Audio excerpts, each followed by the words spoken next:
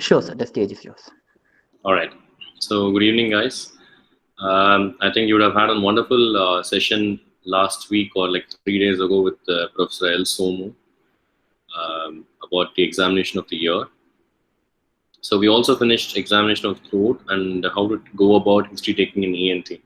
So, before next slide. Before going into the proper examination of throat, I thought we will discuss about few things which you really need to examine the throat. On this slide, we see the Bull's lamp and the head mirror there. So the Bull's lamp is placed behind the patient and the head mirror which you're going to wear. You guys can see there's a small hole in the head mirror there. So that hole is for your right eye. You should not close one eye and see with one other eye. You should use both the eyes to visualize whatever you want to see. So this mirror there will be reflecting the light from the lamp which is present behind the patient. So we call this a rule of 9. The patient and the doctor are seated within 9 inches and the focal length or the diameter of the mirror is about 9 centimeter. Okay, just remember that. So when you focus the lamp, first of all, before you start, you have to wear the head mirror, focus the lamp light over your palms, both your palms. Once you're able to see a clear circle, then you have to focus it on the patient's face. Okay, so this is the basic that we started using, and as a student, you will be given only this for your examination. Obviously, you'll also be given torchlight and everything, but learn to use a head mirror and a Bull's lamp as soon as you go to the college. The first thing you do is not to see patients, but first to know how to hold the instruments and use these instruments. Next slide, please. So this is what I was talking about. The lamp is placed behind the patient on the side of the patient, and the lamp, from that, the bulb will be emitting the light which will be falling directly on the mirror that will be present over the head, and then it will be reflecting the light over to the patient's face. So with this, you have to examine the patient and see how closely the doctor and the patient are sitting. Such a close proximity. Only in ENT and ophthalmology you will have such close patient-doctor relationship. In other subjects, you will not have such a close relationship. Only when you go examine the patient, you will be in close relation with the patient. Next.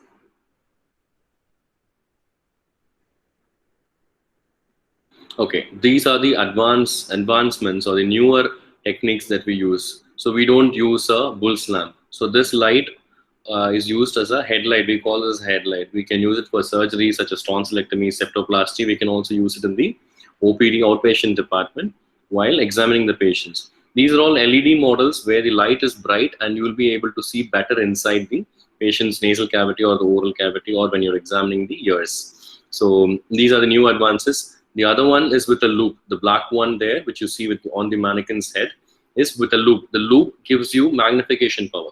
So commonly not used by ENT surgeons, but yes, we do use it when we do a facial nerve procedures, or commonly used by plastic surgeons and vascular surgeons. That's a loop with a headlight. Next.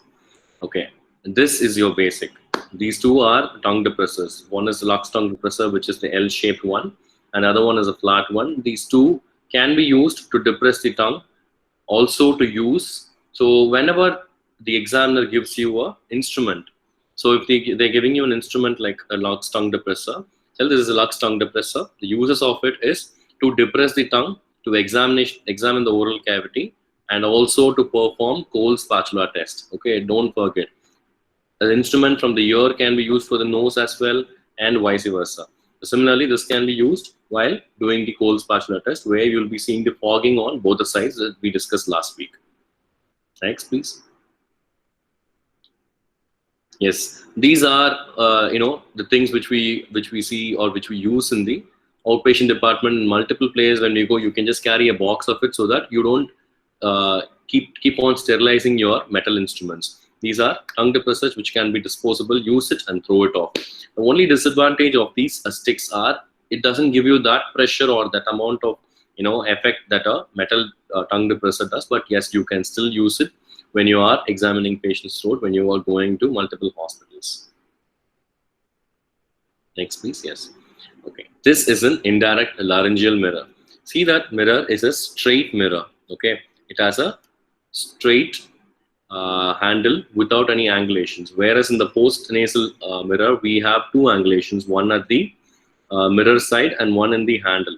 Here, the handle is straight. There is only one angulation that is present over around the mirror or near the mirror area. Okay, this is used in while doing indirect laryngoscopy examination, which we will be seeing. The videos are there for you guys to see how we perform each tests. Next.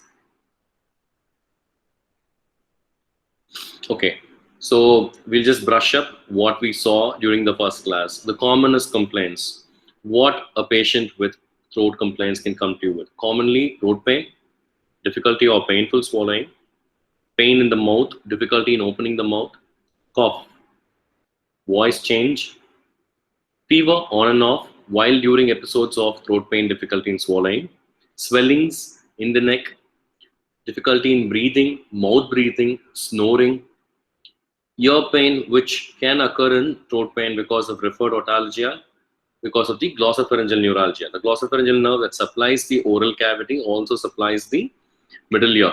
So when the patient has pain while swallowing, you should think about a glossopharyngeal neuralgia, which otherwise known as referred otalgia.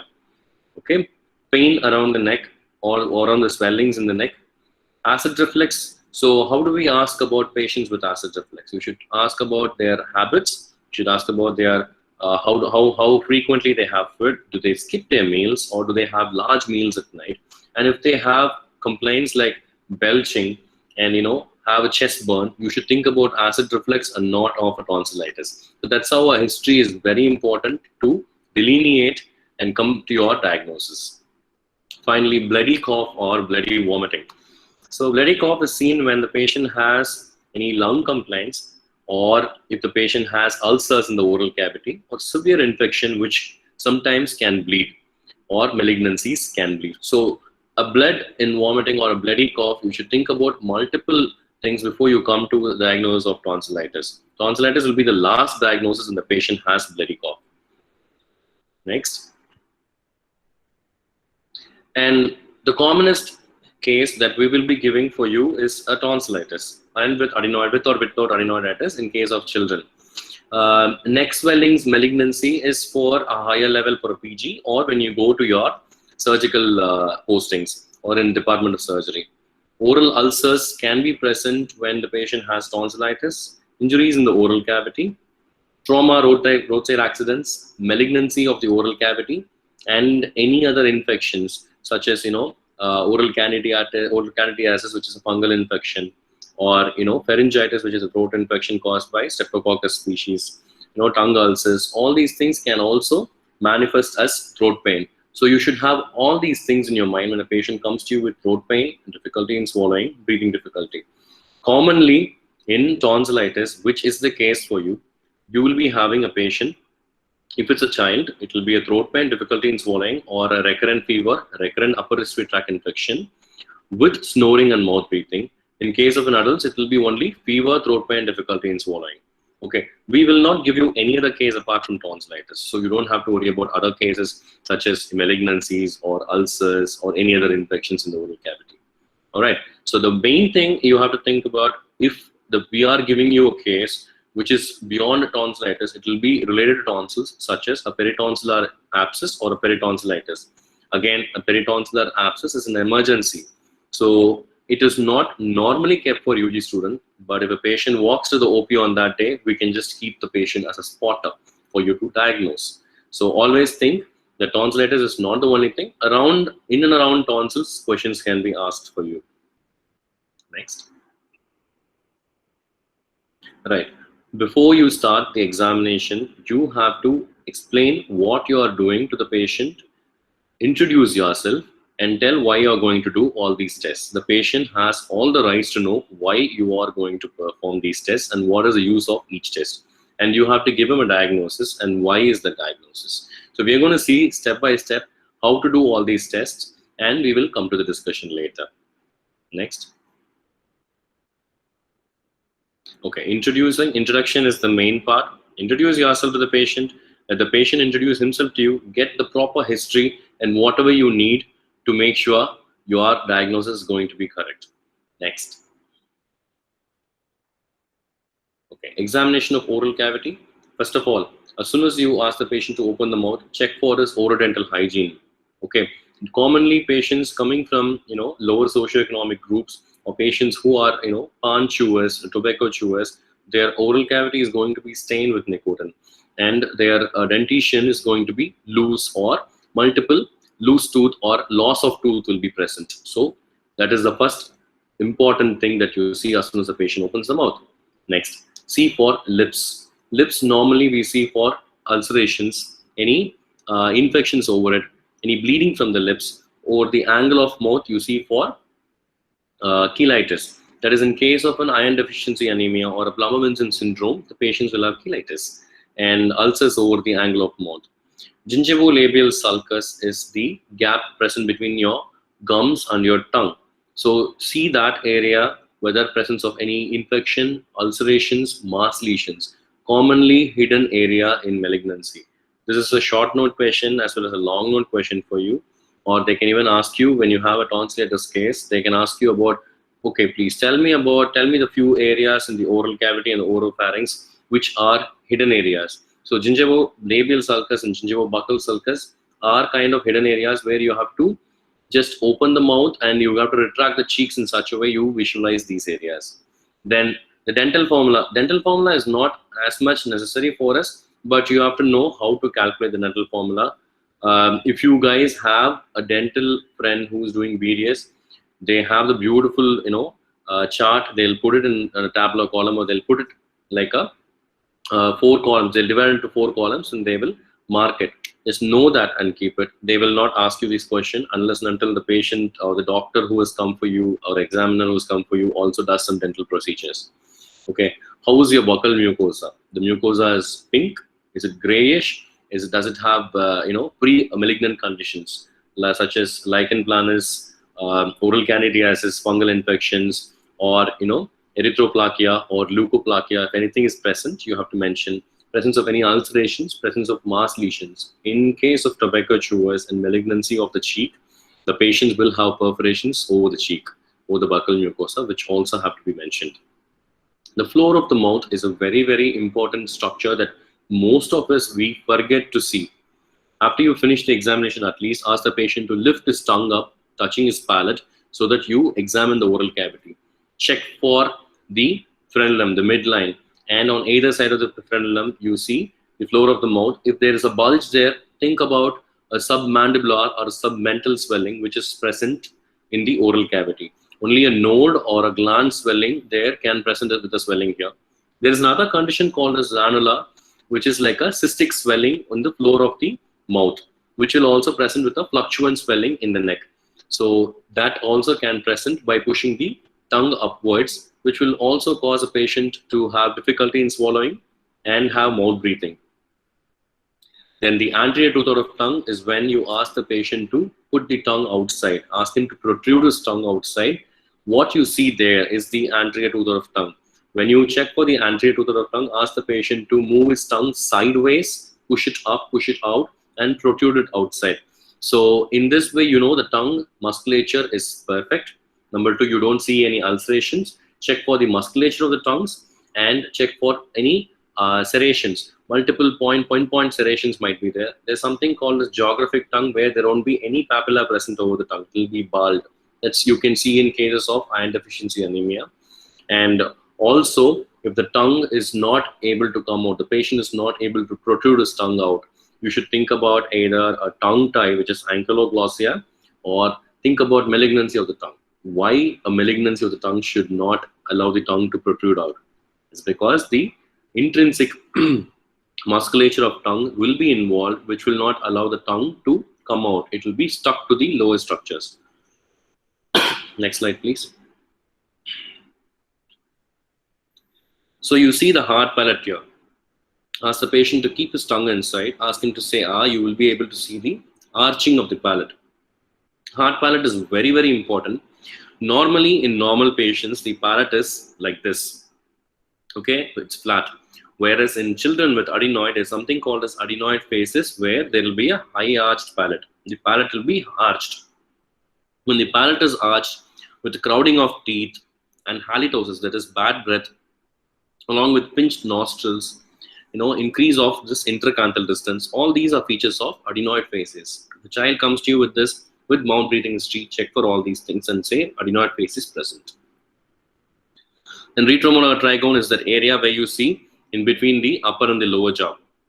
You see the dentition on the upper area and the dentition on the lower area, the area between these two, that mucosa where it's whitish there, that is your retromolar trigone. Why do we see this area? This area is another hidden area for malignancy, hidden area for ulcers, aphthous ulcers or oral cavity ulcers. And also a common condition called as oral submucosal fibrosis, which is commonly seen in parts of North India where people chew areca nuts. They say pak, kotta pak, right? Those kind of areca nuts they eat. Okay, this areca nuts has a carcinogen, which when chewed for a long time will form a fibrosis band over this area that will prevent the patient from opening the mouth. So these kind of patients will be young, will come to you with a history of smoking and chewing areca nuts, and they won't be able to open the mouth wide, they will be having a restricted mouth opening. In that case, you think about oral submucosal fibrosis. Then oropharynx. So oral cavity is the structure which is present from your lips till your posterior 1/3 of tongue. It does not include your posterior 1/3 of tongue. It stops right at the end of the anterior 1/3 of tongue. So what are the structures present in the oral cavity are the lips, dentition, your gums, gingivolabial sulcus, gingivobuccal sulcus, your floor of mouth, hard palate, buccal mucosa, and your anterior surface of your anterior pillars. That is the surface which looks towards you. Okay, all these things comprises of your oral cavity. Your oropharynx starts from your anterior pillar, tonsillar fossa, then posterior pillar, posterior pharyngeal wall. You have the posterior 1/3 of tongue in between both the tonsils. Vallicula. Vallicula is nothing but a depression seen at the posterior end of the tongue, which is the end point of your oropharynx and the beginning point of your larynx. So epiglottis will be seen at the level of vallicula. Okay, so this vallicula is again another hidden areas in malignancies of head and neck region. So vallicula is the name. Why is the vallicula name? It's actually the history of ENT. Vallicule is a Latin word or a Greek Latin word which means ditch. Okay, so that's how the vallicula has got its name. There are a lot of beautiful names in ENT, like, I'll just give another example just because I thought about vallicula. This sella turcica, right? Sella turcica is the area which lodges the pituitary gland. You know how it got its name? So sella turcica got its name from Turkish saddle. Saddle is the thing which you put on the horse. The Turkish saddle looks like exactly the shape of the pituitary fossa which is present in the base of skull. So that's how it got its name. So let's go back to the oropharynx. So in oropharynx, when you talk about your anterior pillars, whether it's normal or congested. Normal in case of normal cases and congested in case of acute or tonsillitis. In acute tonsillitis, it will be edematous and it will be angry red right in front of your face. And you see the tonsils. So we have grades of tonsils. There is grade 1, 2, 3, and 4. Grade 1 is when the tonsils are present inside the tonsillar fossa, where you will be able to see the posterior pillars also. In grade 2, the tonsils arrive and they come towards the midline. At the level of the anterior pillars, they stop. Just outside or at the level of anterior pillar is grade 2. When it crosses the anterior pillar, come towards the midline but not touching each other is grade 3. And touching tonsils or kissing tonsils is called as grade 4 tonsils. In only grade 1, you see posterior pillars. You don't see posterior pillars in grade 2, 3, 4. Please take a note, because we've seen a lot of kids answering grade 3 tonsillar hypertrophy, posterior pillars normal. It's impossible. You cannot see a posterior pillar when there is more than grade 1 tonsillar hypertrophy. So never mention posterior pillars when you see a tonsillar hypertrophy more than grade 2. Then your soft palate. What are the things we see in soft palate? Whether the mucosa is normal, the uvula is in midline, or it is pushed to one side. In case of peritonsillitis or peritonsillar abscess, which is a unilateral tonsillar enlargement, the uvula will be pushed to the opposite side, or it can be stuck to the swollen tonsils on one side. So you have to mention that. That gives us an idea as to whether the soft palate is also involved in the disease. The movement of the soft palate, when the patient says or makes any noise opening the mouth, the soft palate arches above. That means the musculature as well as the nerve supply to the soft palate is intact. In case of glossopharyngeal and vagus nerve palsy, due to some neurological conditions or after an accident or due to malignancies, the soft palate will not arch up, and you can easily say the patient has a ninth nerve paralysis. And if the patient does not have a gag reflex when you put the tongue depressor, that means the 10th nerve along with the 9th nerve is also paralyzed. And your posterior pharyngeal wall. The posterior pharyngeal wall is a structure that you see in between the tonsils, posterior to the tonsils, which forms the posterior wall of the oropharynx, which is the end of the oropharynx. If the posterior wall of the pharynx is looking normal, is there any postnasal drip coming from the nasal cavity? Is there any multiple serrations or ulcerations seen over? Is there any granulation seen? Is there any whitish structure seen over, bleeding over the posterior pharyngeal wall? You have to mention it. Next. Do we have a demo here? Okay, this is Dr. Richard. He is my postgraduate. With his permission, I have taken this video and I want to present this video to you to tell you how to present or how to examine the oral cavity. So when you are using, going to the oral cavity, kindly use your gloves. Okay, because obviously we know we might be able to touch the lips and all, so you have to use your gloves when you do that. Okay, shall we start? Examination of throat starts from examination of oral cavity. Please open your mouth, sir. Use a tongue depressor to retract the cheeks to check the dentition, the gingiva, the anterior two-third of tongue. Please lift up your tongue. The floor of the mouth, please leave your tongue down. Depress the tongue and check for the posterior pharyngeal wall. Say ah. Ah. When the patient says ah, we're able to see both the tonsillar fossa and the posterior pharyngeal wall clearly. Please close your mouth, sir. Okay, here the light is too bright here, but what we are able to see in center was the uvula. Okay, the uvula will be in midline, and behind the uvula is what you see, the posterior pharyngeal wall. This is how you have to use. See the way how I'm holding the tongue depressor. You should use all your four fingers in the anterior part of the tongue depressor and use your thumb to act as a fulcrum, so that exam is given only from there. All right. Next, we'll see this once more, and then we'll see this once more. So we are seeing this. The patient's able to ask him to open the mouth and then use the tongue depressor to retract the cheek. Check all the areas so that you don't miss any of these areas. Okay, and depress the tongue in the way how I'm holding the tongue depressor, and depress the tongue slowly. Don't go beyond this.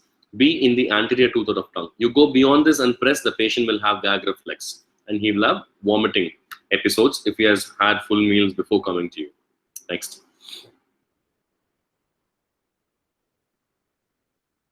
Here I'm going to show you how to do an indirect laryngoscopic examination.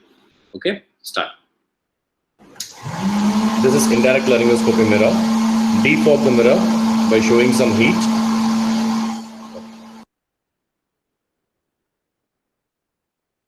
Examination. Please open your indirect laryngoscopic examination. Please open your mouth and put your tongue out.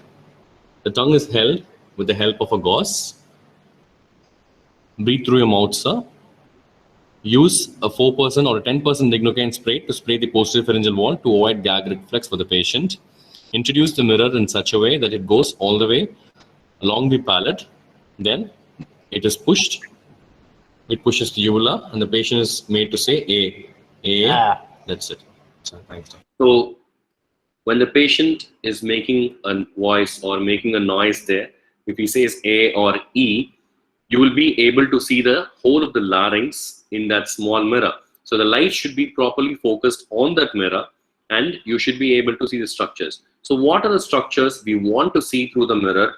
Your posterior one-third of tongue, your vallicular, your epiglottis, your vocal cords, both the false and true vocal cords, the area between the vocal cords called as the glottis, which gives you a view into the trachea, and then your arytenoid cartilages, and on either side of the arytenoid and aryepiglottic folds, you have the piriform sinuses. The whole of this we'll be able to visualize with just this examination.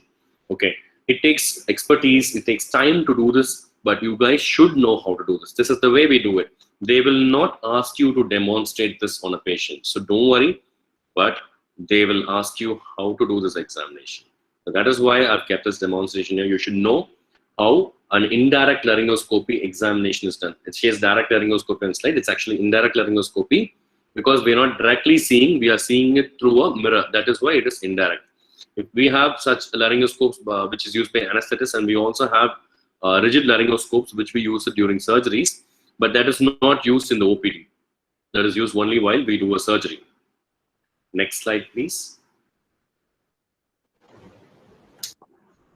Direct laryngoscope exam. Okay. Evenmoos test or squeeze test that we use when you have a patient with follicular or a membranous tonsil. Membranous, we normally don't touch it, but with the follicular tonsils, which is chronic, not acute. In acute, patients will have severe pain when you touch the tonsils. When it's a chronic tonsillitis and the patient also complains that when I spit out, some whitish exudates come out, then you should think about the patient has follicles, and you can use this test to confirm. Please play the video. Evenmoos test or squeeze test and done in case of follicular tonsillitis. Please say, please open your mouth. Depress the tongue with one tongue depressor. Using another tongue depressor, please go towards the tonsil and press over the anterior pillar. In this way, the exudates will be coming out of the tonsillar cavity. Okay, like you have seen in this test, you should make sure you don't hit the tonsil. Irving, do not injure the tonsils. You do not injure the patients. The tongue depressors are taken in such a way you go smooth and you do not press over the tonsil, but you press over the anterior pillar which is present anterior to the tonsil. When you press there like a paste, it comes out of the tonsillar crypt, mainly the crypta magna, which is the biggest tonsillar crypt. Next.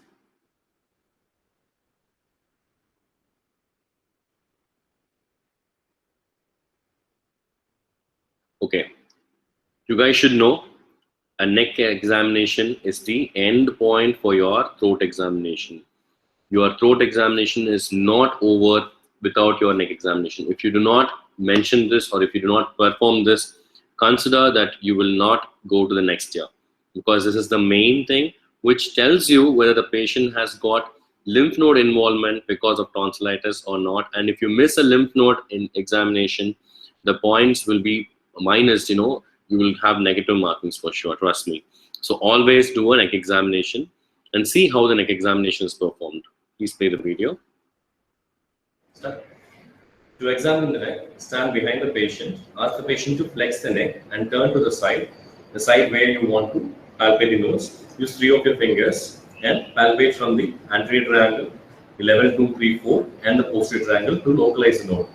Normally, the jugular-digastric node is palpable 1 centimeter. This is the angle of mandible, 1 centimeter below and behind the angle of mandible on either sides. Similarly, on the opposite side, palpate this way. Do not palpate both the sides simultaneously, as we will be doing a carotid massaging. Okay, you can play the video without sound, so I'll talk about it. So neck examination, you should, before going to the neck examination, you guys should know about the zones of the neck or the levels of the neck nodes. So we have 7 levels, okay? Normally 9 levels. We're going to talk only about, we're going to talk only about the 7 levels.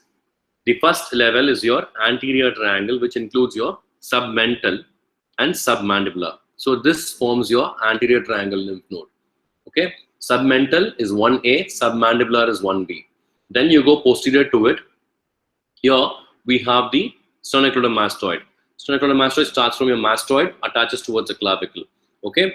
Anterior to it, we have the jugular vein running. So along the jugular vein, we have level 2, 3, 4, or we call this upper deep, middle deep, and lower deep jugular lymph nodes. Okay. So the level 2 is commonly involved in your oral cavity and oropharyngeal infections. Then we have level 5, which is posterior to the sternocleidomastoid, called as the posterior triangle. So the sternocleidomastoid anterior group is 2, 3, 4, and posterior group is level 5. Level 5 lymph nodes are commonly present in children. Multiple lymph nodes will be present because of infections such as dandruff or because of adenoids. In adults, if you see a posterior group lymph node which is single and fixed, think about a nasopharyngeal carcinoma. because the lymph node is the first sign that a patient will come to you with the nasopharyngeal carcinoma even without nasal bleeding or a nasal block. So when you see a posterior lymph node in level 5 and it's fixed and it's firm or it's hard and tender, think about a postnasal or a nasopharyngeal carcinoma. Then we have level 6, which is at the center. Level 6 lymph nodes are called as prelaryngeal and pretracheal lymph nodes and Delphian lymph nodes, DELPHIAN. So these lymph nodes are central compartment lymph nodes, level 6.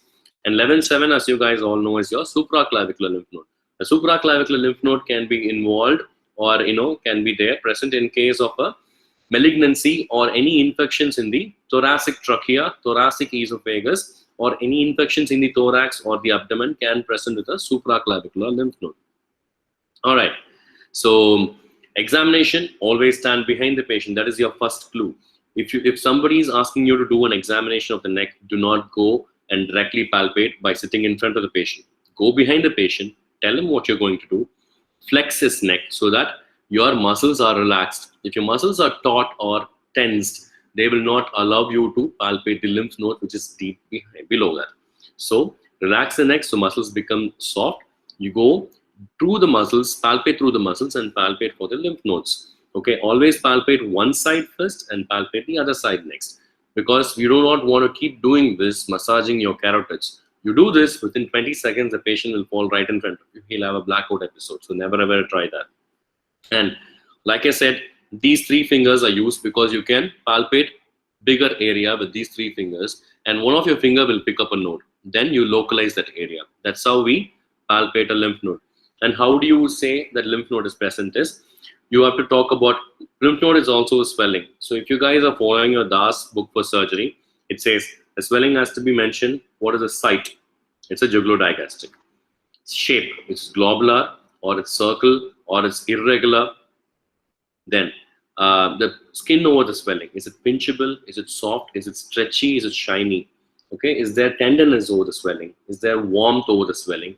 The mobility of the swelling and the character, whether it's soft, firm, or hard. How do we know whether which is soft, which is firm, which is hard? So when we were like UG students, we were taught like this. So soft is when you touch your lips. What is the consistency? Is soft. When you touch your nasal cartilage is firm, and when you touch your glabella is hard. That's how we also palpate the lymph nodes and find whether it is soft, firm, or hard lymph node. A soft to firm or firm lymph nodes are seen in infections, whereas a firm to hard or hard lymph nodes are seen only in malignancies. And how do you differentiate from infection and malignancy? The malignant node is, an infectious node will be soft to firm or firm, whereas a malignant node will be firm to hard or hard. An infectious node will be mobile, whereas a malignant node will be non-mobile because it fixes to the adjacent structures and deeper structures. You cannot move the node at all, it will be fixed. And an infectious node will be, sometimes tender in case of acute infection. In case of chronic infection, you will not have a tender node. But in case of malignancy, there will be a tender node and there will be warmth in that swelling. So the site of the swelling, the shape, mobility, the character, the temperature, the warmth, the skin over the swelling has to be mentioned. Similarly, how do you describe any swelling in the human body?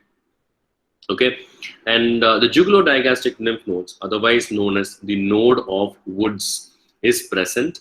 This is the angle of mandible. You see the mandible here. This is the angle of mandible. So go 1 centimeter below and behind. Just push your neck here. So this is where you palpate for your jugulo-digastric lymph nodes. Why do we palpate for this lymph nodes? This is because the jugulo-digastric lymph nodes are the primary involved nodes in any oropharyngeal infections like pharyngitis, tonsillitis, adenoiditis. You will have your jugulo-digastric nodes involved and inflammation. All right, next slide, please. So this completes your examination. So just to brush up, you start from your oral cavity, which is your lips, dentition, gums, gingivobuccal, gingivolabial sulcus, buccal mucosa, anterior two-third of tongue, floor of mouth, hard palate. Then you go to your oropharynx, which is your soft palate, uvula, anterior pillar, tonsillar fossa, posterior pillar, posterior one-third of tongue, and vallicula. Then your indirect laryngoscopy examination, the way how we do it, you just saw. You ask the patient to protrude the tongue. The difference between indirect laryngoscopy and postnasal mirror examination is in indirect laryngoscopy, you ask the patient to protrude the tongue. Why are we asking the patient to protrude the tongue? Because only if the tongue comes out, the tongue is attached to the hyoid bone. The tongue musculatures are attached to the hyoid bone. So when the tongue is protruded out, the hyoid bone comes up, lifting your larynx along with it. Because hyoid forms the major bony structure of your larynx. So your larynx has to come up for you to visualize. If you do not ask the patient to protrude the tongue out, it is difficult to visualize the larynx without that. And the patient will have gag reflex. Whereas in postnasal mirror examination, you depress the tongue because you do not want your tongue to come in between your mirror and your examination findings on your headlight, which is going to be shown over the light there in the mirror there over the postnasal examination. Okay, so you protrude the tongue out in indirect laryngoscopy, you do not protrude the tongue out, and you depress it in case of a postnasal mirror examination. Okay, the structures seen through an indirect laryngoscopy examination are given in your textbooks. Please go see through them today itself. The structures seen are your posterior one-third of tongue, vallicular, epiglottis, aryepiglottic folds connected to the arytenoids, and in between these areas you will see the false vocal cords, true vocal cords, the space between the true vocal cords called as the glottis, and through that you will be able to see the tracheal rings. The gap present between, or the space present between the true and the false vocal cords is called as vestibule of the larynx, which is otherwise known as the oil can of the larynx. That is the one which lubricates your larynx when you keep speaking. And then on either sides of the aryepiglottic folds laterally, you have two trenches which are called as the pyriform sinuses.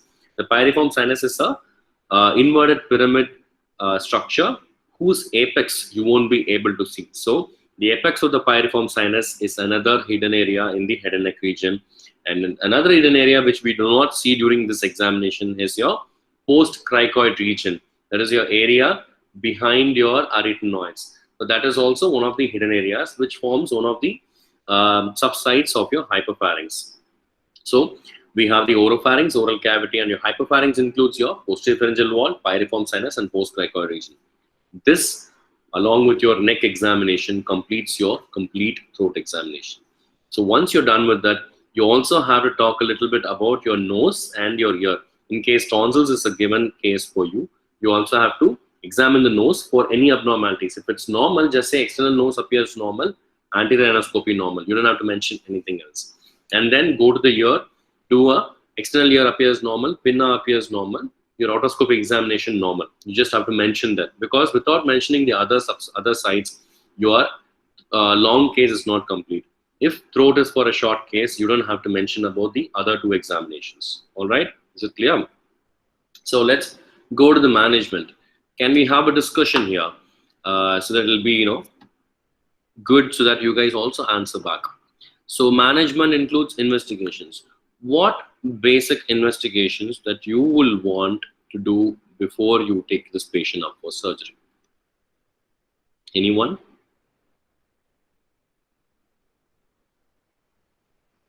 It's okay, you can answer anything. Even if it's wrong, not a problem at all. Blood test, beautiful, Tanisha. There is a specific thing here, okay? That's what in like all other, exactly. So you do blood tests for checking any bleeding disorders. So what blood test you will ask for, Tanisha? You can talk if it's okay for you, or you can message also, not a problem at all.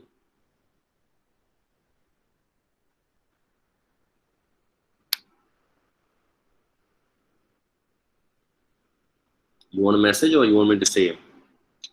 Yes, bleeding time and clotting time. Okay, you also ask for prothrombin time, plasma thromboplastin time. CBC, yes, a complete blood count is also important, because you should know the patient has anemia or active infection at present. You do not want to do a tonsil operation on a patient who's anemic. And trust me, you do not want to touch a patient with tonsil who has bleeding disorders, because you touch the patient, you will be behind bars. Because without doing this test, you should not do tonsillectomy. And if you find a patient with bleeding disorders, it's okay, you cancel the surgery, because you might lose the patient, as tonsil is a bloody surgery. Okay, next, any other test? For example, we have a child who has come to us with snoring, mouth breathing, and all those adenoid faces. You see a tonsils while opening the mouth, but how are you going to see the adenoids?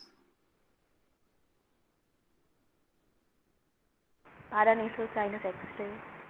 A paranasal sinus X-ray is only for the paranasal sinuses and for the septum. There's another X-ray we do. Where are the adenoids present?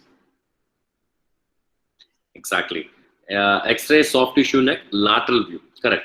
You ask for an X-ray soft tissue neck, lateral view with mouth open. Why we ask the child to open the mouth is only when a child extends the neck and opens the mouth, you'll be able to see the adenoids coming in full contact with the soft palate.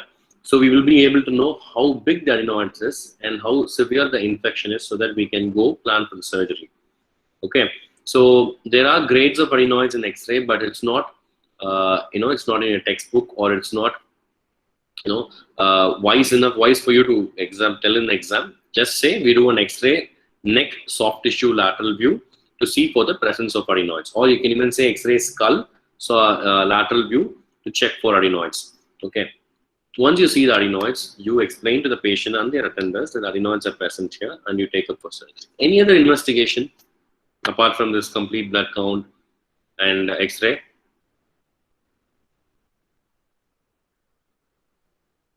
Very good. A culture and sensitivity.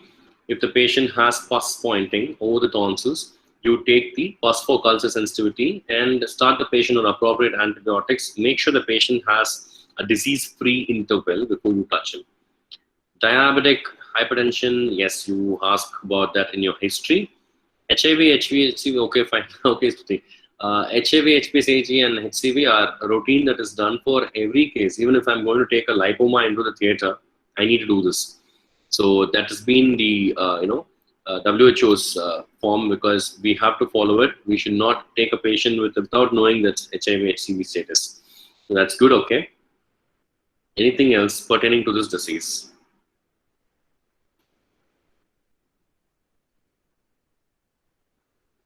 No. A diagnostic nasal endoscopy. If you're going to see the X-ray, you can easily visualize the adenoids when you do the endoscopy, right? Yeah. A nasal endoscopy will show the presence of adenoids in the postnasal space, and also presence of polyps or anything else. If it's there, we will be able to see in the postnasal space. Okay. Keeping this in your mind, you start the patient on appropriate antibiotics, treat them for a week or 2 maximum, and then wait for the infection to settle down.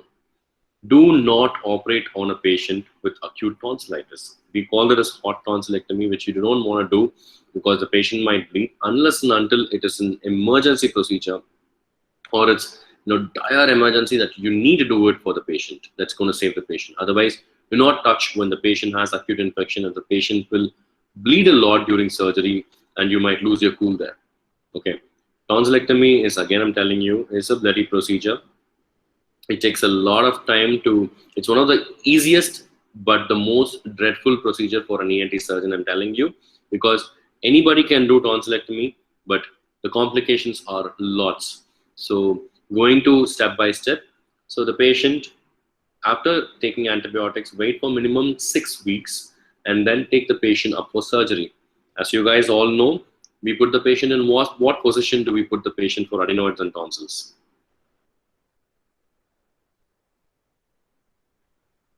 Anyone? Exactly. It's called a sister rose position. Okay. Rose position is what we follow.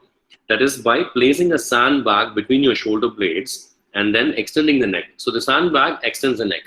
But you also need to give a flexion at the atlanto-occipital joint. So we place a small head ring over the head behind here, so that the neck is extended, and then there's a flexion given at the atlanto-occipital joint.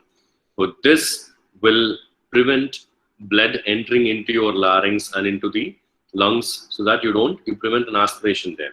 So where will the blood get collected in this position? It's your nasopharynx. So if the nasopharynx is collected with blood, the blood going to come out, flow through the nose, and you can put suction, and you can know that there's a lot of bleeding there.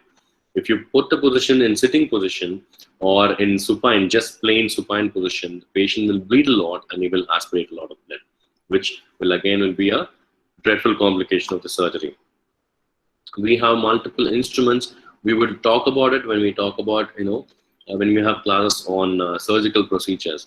We will talk to you, or we'll show you the instruments present in, that we use during surgery, and we will talk about the diseases. So what questions they will ask you here is main. Number one, when you start your history, they can ask you differential diagnosis. When you say throat pain, difficulty in swallowing, they'll ask you multiple questions. What are the differential diagnoses? Why do you think it could be tonsillitis? Why do you think it could be pharyngitis? Why not malignancy?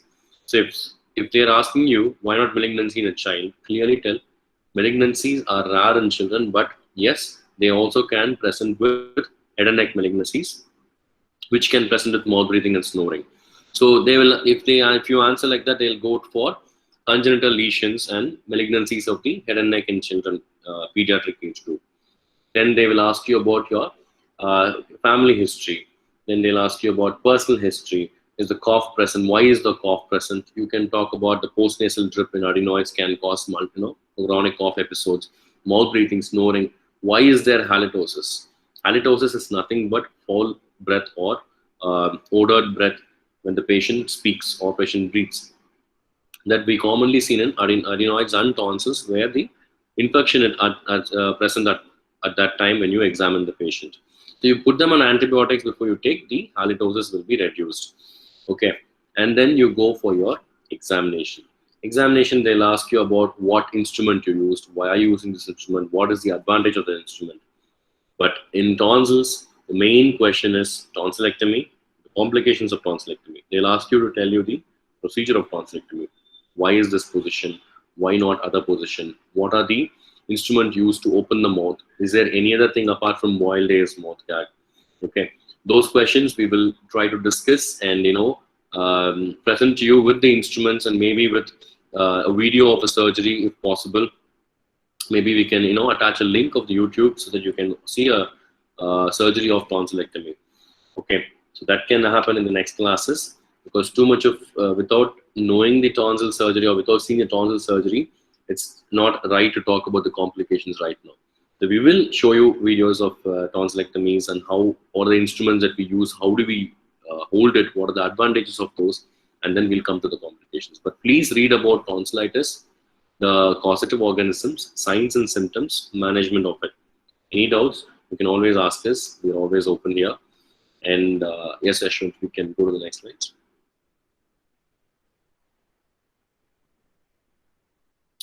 Any doubts, guys?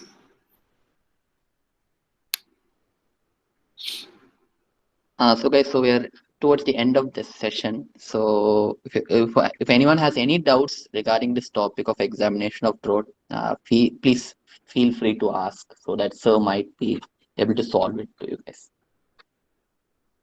Any doubts in the video presentation that you guys can got? Okay. Can coating of tongue?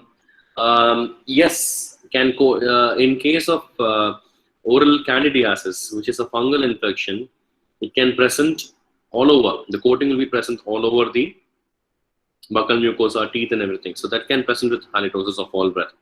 But not all coating. Sometimes an ulceration will look like a coating. Sometimes a bald tongue will look like a coating. That doesn't need to have a halitosis. Only if there's a presence of infection, there will be a foul smelling. So, in case there's a salivary gland malignancy, will that usually be visible in the oral cavity?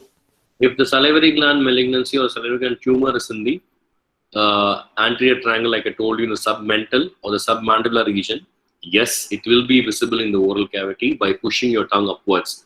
So the floor of the mouth we spoke about, right? In that area, you will see a swelling or an irregularity. Commonly, submental, submandibular swelling will present with a swelling also in the oral cavity. Thank you, sir. Welcome. Cauterization can help reduce bleeding in tonsillectomy. Yes, obviously. But cauterization should not be your first answer, Tanisha. The first thing for a doctor is pressure. You apply pressure by pressure packing with gauze, or you can 1 second, guys. Yes, by pressure packing, or you can apply place some big cotton ball or a gauze there to stop bleeding. Wait for 5 minutes. This is why the bleeding time and clotting time is important. You see the bleeding time and you see the clotting time. Bleeding time is 2 minutes and the clotting time is 7 minutes. You wait for 7 minutes. Pack. Then take it out. You will have minimal bleedings. You can do electrocauterization, that is cauterizing the bleeding point. Or you can use sutures. There are knot tires present, there are instruments present, where you can use it to suture inside the oral cavity. Absorbable sutures normally we put, and then we suture the area which is bleeding. Sometimes during a procedure, when we kind of while we are elevating the flap, if we leave it, or if we go deep into the structures, tearing the musculature, there will be complete bleeding from the muscles or complete ooze. So to stop that, you use suturing. Cauterization might not help in that area. And we have other methods like, suturing the anterior pillar and the posterior pillar together, so that you make it like a, book and then close it completely. It applies pressure over the fossa. If that is not working out, the last resort is open up the neck, explore the neck, open up the carotid sheath. You see the common carotids, and you see the branching of external and internal. The easy way to identify external and internal is internal does not have any branches in the neck, whereas external will have branches in the neck. So leave the first branch, which is your superior thyroid artery, and ligate it above it. So this is one way you can stop the bleeding. These are the step-by-step. You pressure pack, electrocautery, ball cautery, suturing, and then you go for suturing the anterior and posterior pillar together. You can use some, hemolytic agents, and then you can go finally for ligation of your external carotid artery system. Welcome, Tanisha.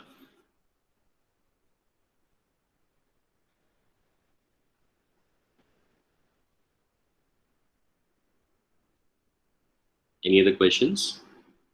But guys, remember, if you get to see a tonsil surgery, please closely watch it.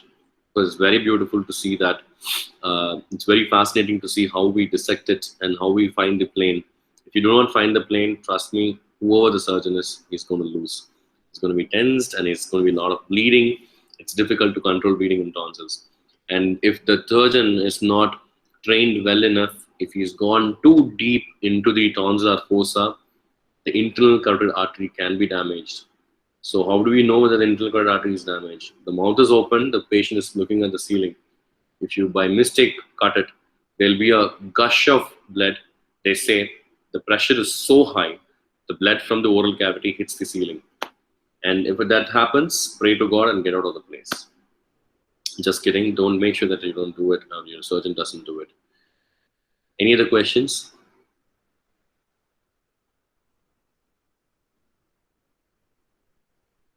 Any questions for you, Ashwant?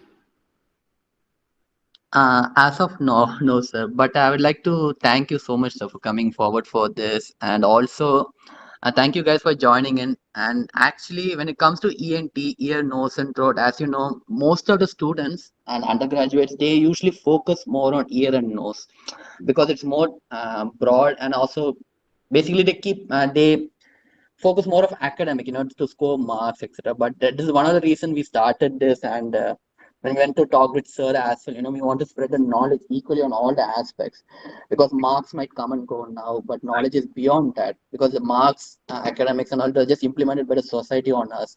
Oh, marks doesn't matter, don't worry. Okay. When I was a UG, my dad was HOD of ENT in MMC that time, so everybody knows me. So they will be behind me. Oh, you're his son, so you won't be. Yeah, the record video is available. Yes. So he'll really asking, you don't study this, you don't do that. I'm not a good, I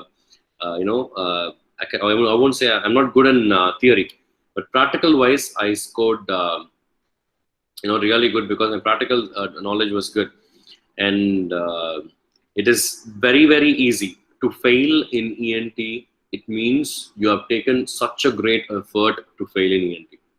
Even if you do not study, if you just listen to, these classes outside and inside, and just go through your textbook just a month before your exam, I'm very sure you can easily cross your pass mark. If you want to get good marks, start with your ear, and when you're reading your ear, go to nose and throat. So in the morning, if you are reading ear, have nose and throat in the evening, because ear is kind of volatile and it's kind of too much, and it's kind of at times it gets boring when you go to the inner ear. So when you feel that ear is kind of making you sleepy and you're not able to concentrate, immediately go to nose or throat, because you have such fascinating and easy questions to finish. You can finish 10 short notes in throat, well, whereas you'll be finishing only one essay in ear. It's like that. So combine and read. That way, it's very, very easy. Have a single textbook. I understand that there are multiple textbooks given for different people in different colleges. Have a single textbook. Whatever book you follow that only. But in your college, if they are going to ask you what textbook you follow, mention the names of the textbook that's been given to you. Simple as that. It's very easy. ENT is very easier than Optal. I'm telling you, it's like a cakewalk. And failing in ENT is, you really have to put great efforts in that. Sir, I have a doubt. Yes, sir. Sir, why do cases of pediatric adenoid hypertrophy regress after puberty? It's because of the skull growth. It's not okay. There are multiple various factors. Commonly after puberty, like the something called as juvenile nasopharyngeal angiofibroma. One of the theories of JNA is the hormones are the female hormones are secreted more in children compared to adults. So once the patient attains puberty, if the female hormones are still produced more, the JNA is present. The JNA is also present in nasopharyngeal region. A similar kind of explanation is given for adenoids, but it's not proven.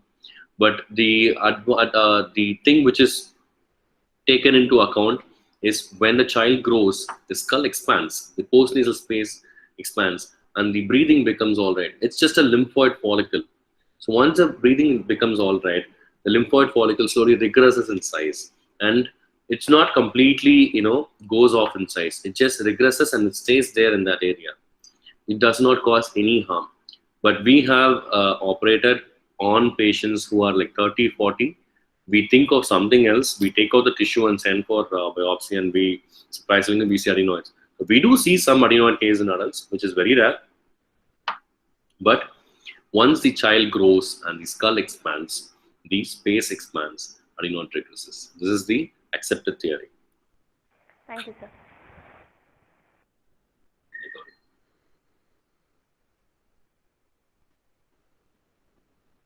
Any other questions?